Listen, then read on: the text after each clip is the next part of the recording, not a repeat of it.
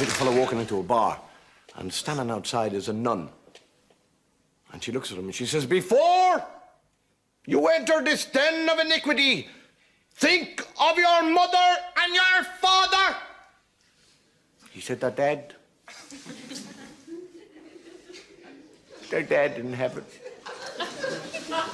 She said, "Well, think of the damage the alcohol is going to do to your brain." What? What are you talking about? Have you ever had a drink? And the nun says, "No."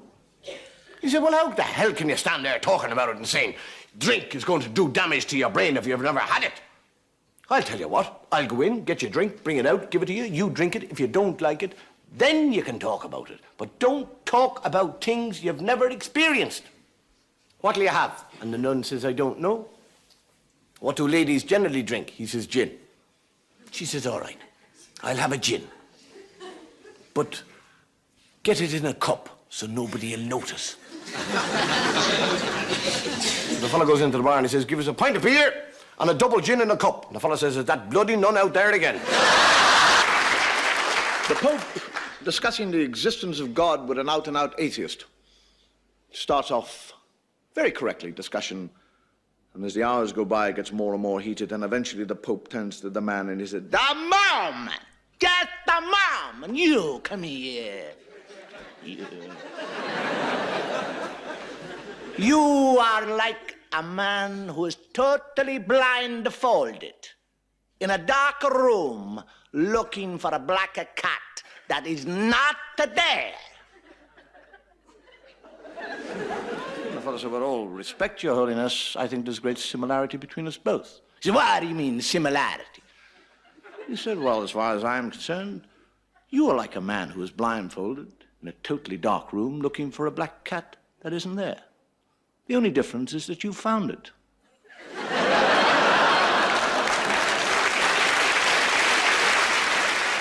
Get a nun, gets up in the morning and leaves and walks down the corridor. And another nun looks at her and says, it's a difficult thing to say, another nun, and says, "You got out of the wrong side of the bed this morning." And she goes on down, and another nun says, "You got out of the wrong side of the bed this morning." And this happens 15 times, and by then she's livid. And she meets the Mother Superior. And the Mother Superior is just about to open her mouth, and the sister says, "Don't tell me that I got out of the wrong side of the bed this morning!"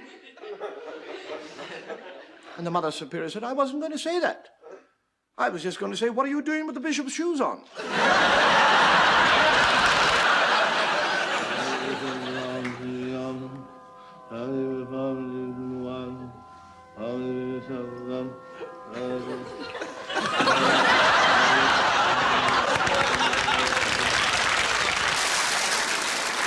I am what you might call a practicing atheist. I'm quite happy to be an atheist because I think actually God likes atheists better. We never ask him for anything. We're not bothering him all the time saying, "Oh, God, please help me, I want this thing."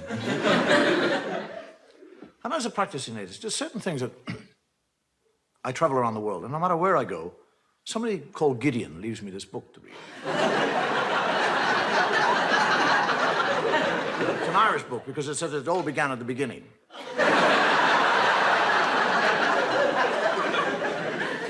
There are certain things that, when I read the Bible, and I do read the Bible, that I find difficult to understand. I mean, if God has been there forever, what was he doing before he got to us? I mean, what was he out there doing? Was he sitting there going, "Bored today, what'll I do?" I mean, suddenly from nowhere, he suddenly decided to create a world. I'll make a world, that's what. Make a world, yes, that's what I'll do. Rivers, seas, boom, mountains, boom, everything is there. I want a garden. I'd like a nice garden. Whack! Gardening. Hate gardening. Need a garden. Ah, gardener, spit and dust. Adam. Hey! And he, Adam, never once says, "Where in the name of God did I come from?" I mean, he's 40 years of age. He has no child, he has no recall. He doesn't say, "How did I get here?" But he's quite happy. He just kind of trundles around the garden, working away. And God is looking at him. And he sees that animal's happy.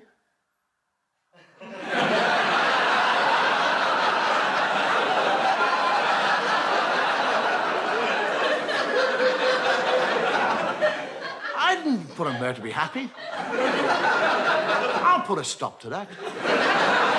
And God, during the night, sneaks down like a thief and steals, doesn't ask, doesn't request, steals it. His rib. And from his rib, he makes woman. And Adam wakes up in the morning, he's a real thickie. He's lying there, and and there's somebody else, he doesn't say, where did you come from? How the hell did you get here? Where did you get those lumps?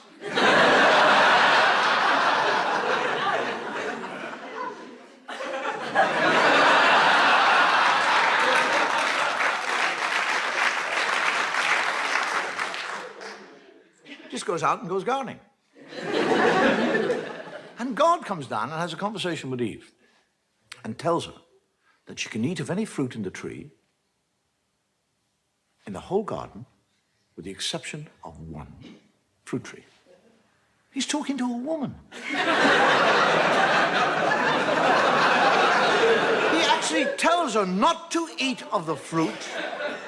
And then when she said, which tree can't I eat? He said, that one over there. He points it out to her.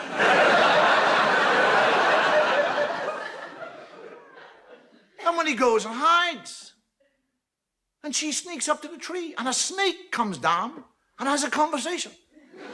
A snake. Now, if I see a snake, I'll back off. One starts talking, I'll crap myself.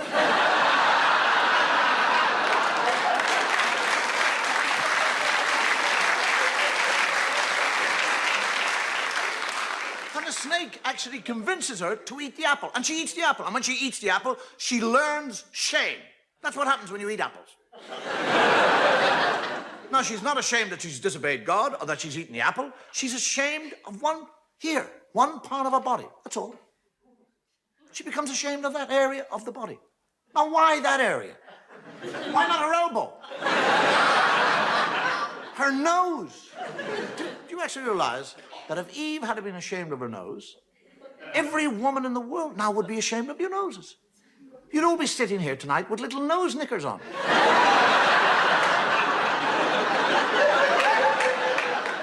Men would be in nightclubs watching totally naked ladies with G-strings on their nose. Take them off. Oh, I saw a nose. Oh. And this is the book. This is the book that you'll go into court and place your hand upon.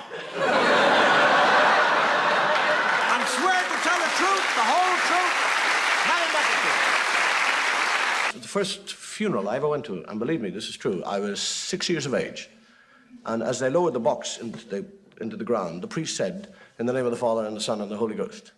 And I, for years, used to bless myself and say, in the name of the Father and the Son and into the Holy Ghost.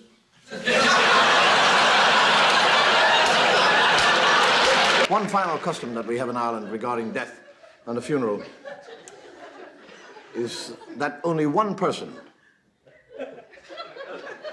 who is buried in a graveyard can go to heaven. Which basically means if two people are buried in the same graveyard on the same day, the last one in has got to wait till tomorrow. So can you imagine what would happen if one funeral met another funeral going to the same graveyard?